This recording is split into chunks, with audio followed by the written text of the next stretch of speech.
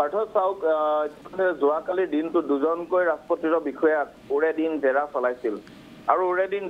জেৰা চলোৱাৰ অন্তত সেই দুয়োগৰাকী প্ৰাৰ্থীকে যাবলৈ দিয়া হৈছিল কিন্তু তাৰে এগৰাকী প্ৰাৰ্থী আছিল ফেইল তেওঁ মূল পৰীক্ষাত উত্তীৰ্ণ হোৱা তথ্য ইতিমধ্যে আৰক্ষীৰ হাতত নাই তাৰ পিছতো তেওঁলোকক জেৰা চলাই তেওঁলোকৰ কিছু তথ্য প্ৰমাণ সংগ্ৰহ কৰি অৱশেষত তেওঁলোকক যাবলৈ দিয়া হয় প্ৰয়োজনত তেওঁলোকক আকৌ তলব কৰা হ'ব কিন্তু তাৰ পিছৰ নেক্সট ডেট হিচাপে তেওঁলোকে লৈছে 2 জানুৱাৰী আৰু 2 জানুৱাৰী দুগৰাকীকৈ ৰাষ্ট্ৰপতিৰ বিষয়া পুনৰ মতা হৈছে এগৰাকী হ'ল গুৱাহাটী আৰক্ষী কমিছনাৰেটৰ এগৰাকী এডিচিপি তেওঁৰ নাম নন্দিনী কাকতি আৰু নন্দিনী কাকতিৰ বিৰুদ্ধে অভিযোগ আছে যে নন্দিনী কাকতিৰ যি 6খন বহি পাব লাগে তাৰে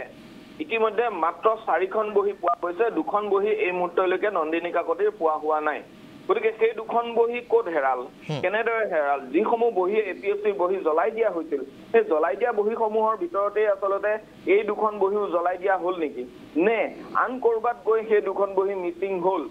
যদি বহি 2খনেই নাই তেতিয়াহ'লে কিহৰ ওপৰত ভিত্তি কৰি তেওঁৰ নম্বৰ টেবুলেশ্যন চিটত উঠোৱা হৈছিল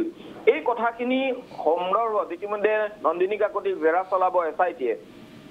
সমান্তৰালকৈ নন্দিনী কাকতি নম্বৰৰ যিখিনি নম্বৰসমূহ যিহেতু বহি 2খন নাই গতিকে নম্বৰ বহোৱা হৈছে বুলি ধৰি লোৱা হৈছে যে তেওঁ টেবুলেশ্যন চিটত নম্বৰ বহাই তেওঁ উত্তীৰ্ণ এপিএছ পদটো পোৱাৰ যোগ্যতা কৰি দিয়া হৈছিল কিন্তু প্ৰকৃততে নন্দিনী কাকতি লিখি পেলাই কিমান নম্বৰ পাইছিল সেয়া এতিয়াও অন্ধকাৰত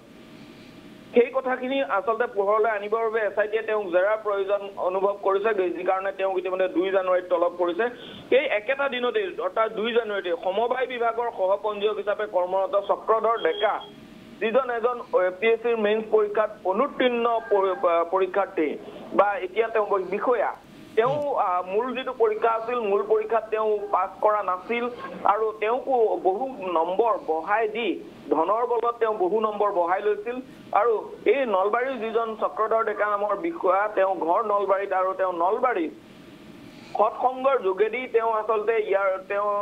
সৎসংগৰ যোগেদি এই ৰাকেশ পালৰ লগত তেওঁ পৰিয়ালৰ যোগাযোগ ঘটিছিল আৰু পৰিয়ালৰ লগত ঘটা যোগাযোগৰ সুবিধাৰ অৰ্থলৈ অৰ্থাৎ চক্ৰধৰ ডেকাৰ দেউতাকে সেই সৎসংগৰ ৰাকেশ পালক তেওঁ মেনেজ কৰিছিল আৰু মেনেজ কৰি তেওঁ পুতেকক এই এটা চাকৰি পুতেকৰ বাবে এটা চাকৰি ক্ৰয় কৰিছিল আৰু জানিব পৰা মতে চক্ৰধৰ ডেকা এনেকুৱা এজন বিষয়া যিজনক ন্যূনতম যিখিনি তেওঁৰ ইংৰাজীৰ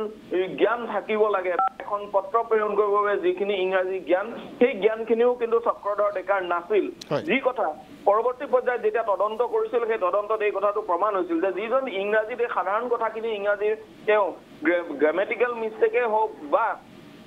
এলফাবেটিকেল মিষ্টেকেই হওক সেই মিষ্টেকখিনি যিজন মানুহে শুধৰাই ল'ব নোৱাৰে তেনে এজন বিষয়া আছে ৰাষ্ট্ৰপতিত বিষয়া হ'ল কেনেকৈ এই অভিযোগবোৰ আচলতে চক্ৰধৰ ডেকাৰ বিৰুদ্ধে আছে গতিকে চক্ৰধৰ ডেকাৰ এই গোটেইখিনি চাবলৈ গ'লে যে চক্ৰধৰ ডেকা যে অনুত্তীৰ্ণ হৈছিল গতিকে তাৰ কিছু তথ্য প্ৰমাণ আৰক্ষীৰ হাতত আছে আৰু সেই প্ৰমাণসমূহৰ ওপৰত ভিত্তি কৰি তেওঁক জেৰা চলাব আৰু জেৰাৰ অন্তত আচলতে চক্ৰধৰ ডেকাক যাবলৈ দিয়া হয় নেকি সেয়া এই মুহূৰ্তত স্পষ্ট নহয় কিন্তু তাৰ বিপৰীতে এটা কথাও ক'ব লাগিব যে নন্দিনী কাকতিৰ যি 2খন বহি নাই সেই 2খন বহি হেৰুৱা সন্দৰ্ভত পূৰ্বতে যেতিয়া নন্দিনী কাকতিৰ পৰা প্ৰত্যুত্তৰ বিচৰা হৈছিল তেতিয়া নন্দিনী কাকতিয়ে কৈছিল যে এপিএছচিৰ কাৰ্যালয়ৰ পৰা বহি হেৰাই বা বহি নাথাকে তাৰ বিষয়ে মই কেনেকৈ অৱগত হ'ম মই পৰীক্ষা দিছো আৰু মই আটাইকেইটা পৰীক্ষাই দিছো গতিকে মোৰ বহি কেইখন ক'ত হেৰাল তাৰ কাৰণে এপিএছচি কৰ্তৃপক্ষ জগৰীয়া কিন্তু তাৰ বাবে মই এজ এ কেণ্ডিডেট কেতিয়াও জগৰীয়া হ'ব নোৱাৰো বুলি ইতিমধ্যে জনাইছিল নন্দিনী কাকতিয়ে কিন্তু সেয়া হলেও কিয় বহি 2খন তাৰ পৰা আচলতে মিছপ্লেচ হ'ল এই কথাটোৰ উত্তৰ কিন্তু কাৰো ওচৰত এই মুহূৰ্তত নাই হয়তো পৰৱৰ্তী সময়ত ৰাকেশ পাল বাহিনীৰ বাকী যিকেইখন চৰ্দাৰ আছিল আটাইকেইজন চৰ্দাৰক পুনৰ এছআইটিয়ে জেৰা চলাই সেই প্ৰশ্নসমূহৰো উত্তৰ বিচাৰিব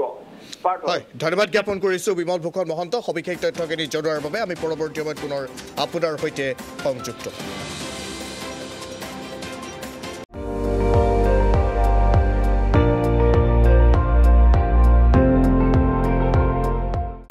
আপুনি চাই আছে ND24 সৰ্বশ্ৰেষ্ঠ নহয় সৰ্বোত্তমৰ দৌৰ